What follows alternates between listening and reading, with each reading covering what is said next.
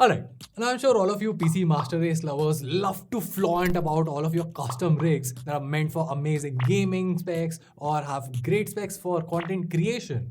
However, if you're someone who's just buying a PC for your family needs or office needs, like basic office work, all-in-ones still remain a pretty compelling option. I mean, they're great for many use cases. First, they're very easy to set up.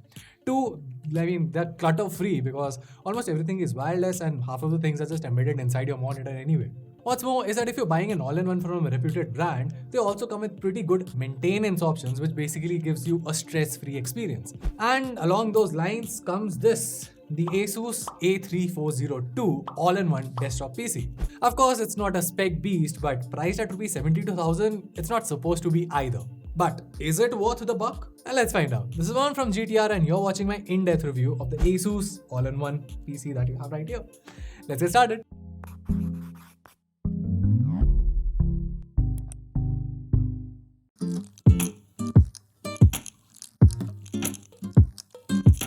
Alright, so right off the bat, let's just talk about the design here, which is definitely quite minimalistic. Now, as is the general trend with AIOs, they usually look like a very elegant piece and really add on to the overall beauty. But even then, I would have to say that this ASUS AIO still manages to take things up a notch. The incredibly narrow edge display looks stunning with the overall design language of the system. It also looks sleek and stylish from a distance and even from close quarters. As for the build quality, while it's definitely plastic, the good part is that it's quite sturdy and not flimsy. The display can easily be tilted either up and down according to your needs. Being an AIO, you get plenty of ports here. Now at the bottom of the display, you get a Kensington lock, a full-size SD card reader, a USB-A 2.0 port, and a combo audio jack on the front with the display button. Behind, you'll find an HDMI 1.4 port, 3 USB-A 3.2 Gen 1 ports, followed by a USB-A 2.0 port, then an HDMI 1.4 out port, a LAN port, DC power port, and lastly, you also get a USB Type-C 3.2 Gen 1 port. Now, adding on to the connectivity, you get dual-band Wi-Fi 6 along with Bluetooth 5.1 technology. Now, before I move on to talking about the display in itself, one thing I'd like to add on, which is a very important part in terms of AIOs, is that this thing does come with an HDMI input as well, which means that if you want, you can just use this thing as a monitor for something else, like maybe connecting your laptop or just anything via HDMI. And that is a really plus thing because the display here has a lot going for it. Reading off the spec sheet, you get a 23.8-inch 1080p IPS level LED backlit touchscreen display with anti-glare coating.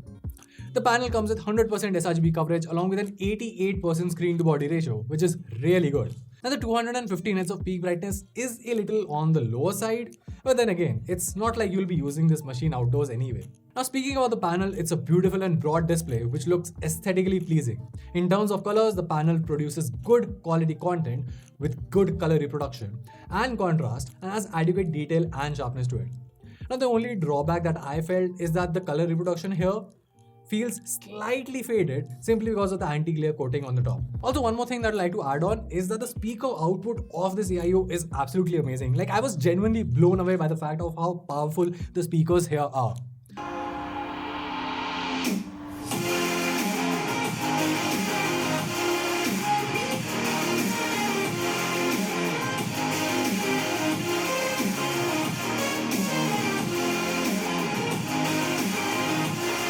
Alright, now before I get into the performance of this thing, a quick word about the keyboard, mouse, and this webcam right here. Starting off with the keyboard here, it's great for typing with adequate key travel and has good feedback to it. The keys are well spaced out, and this is one of those keyboards that you will like to type on for long hours. On the other hand, the mouse here is quite basic, and I personally found it a little too small for my hands. Then there's the 720p HD webcam, and the quality here is average at best. Now the colors are pretty muted and it's just about fine for your normal video calls. Alright, so now let's talk about performance. Now our unit here comes equipped with a 10-core Intel Core i5 1235U processor coupled with 8GB of DDR4 RAM clocked at 3200 MHz. You also get a 512GB NVMe PCIe 3 SSD here. Now in terms of upgradability, you do get an extra RAM slot for adding more memory.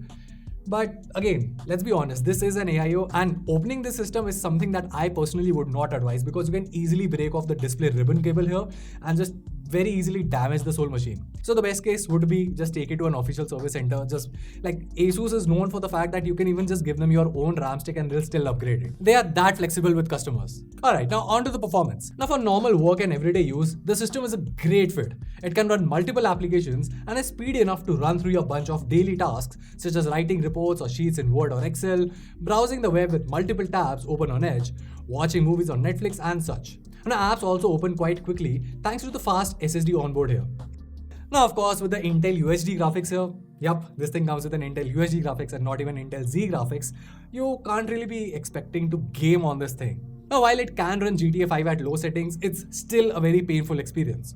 Also, if you're a content creator, lightweight and well-optimized apps like Paint.net or Clipchamp work very well. However, heavy-duty apps are definitely going to break this machine, so I wouldn't advise going that route.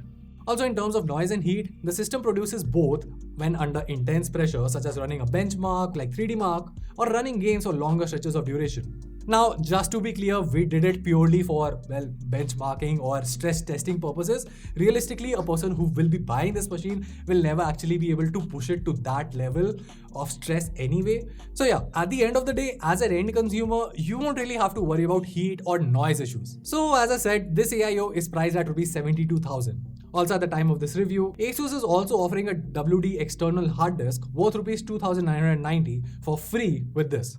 Alright, so let's be clear, it's clearly a machine aimed for home uses or even in offices where you don't have to be super reliant on having beefy hardware. Now in that context, is this machine the best option available at that price point? Well, here's the thing, there are definitely some compelling alternatives out there. For instance, at about 70,000, there's the Dell Inspiron 24 all-in-one, which has pretty much the similar specs. However, in terms of design, I would definitely slide with ASUS here. However, keep in mind that this is if you're specifically interested in getting a 12th gen Intel all-in-one desktop. If you want a bit more power, there's the Lenovo Idea Center 3i, which comes with the 11th gen Intel Core i5 1135G7 processor, which anyway is more powerful, and it's further coupled with a far more capable Intel Iris Z graphics. For just about Rs 60,000, that's a far more powerful machine for sure. But do keep in mind that you do miss out on a webcam and some connectivity ports, so there's that. So yeah, at the end of the day, while I personally do not have any issues recommending the ASUS AIO to anyone out there, I would still advise the end consumer to be sure about the specs for their use case. Also, while we're talking about buying things on a budget, there is a possibility that you might be interested in laptops instead of getting an all-in-one machine. Well, in that context, we already have a video talking about the best laptops under Rs 50,000, so make sure to check that out. Or if not, you can still check out more of our relevant videos by clicking on the card there. Lastly, if you found this video helpful, make sure to like and subscribe to our channel for more awesome tech content.